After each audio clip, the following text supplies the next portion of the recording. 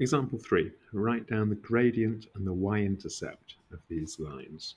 Well, the first one is already written for me in the form y equals mx plus c.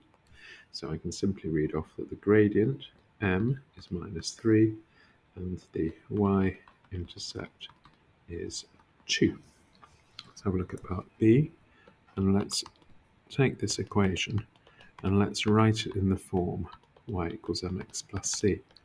So I've got minus 3y. If I subtract 4x and subtract 5 from both sides, I have that. Let's change the sign on both sides. It's going to, or multiply both sides by minus 1. Gives me that. Divide both sides by 3.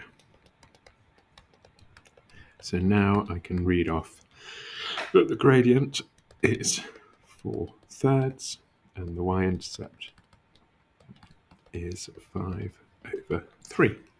So that is example 3 done. Write these lines in the form ax plus by plus c.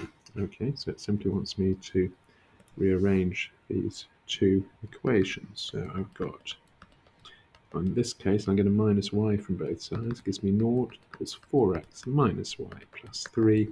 So I've got 4x minus y plus 3 equals 0. There you go. And part B, I've got y equals minus a half x plus minus a half x plus 5.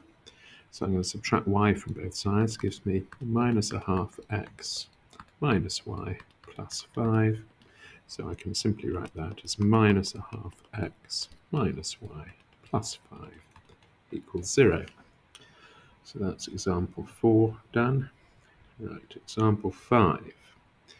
This line meets the x-axis at point P. Work out the coordinates of P.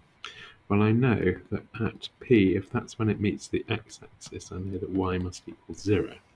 So it's asking me to solve the equation, not y equals 4x minus 8, but 0 equals 4x minus 8. Find the x coordinate that gives me a y coordinate of 0. So x will be 2.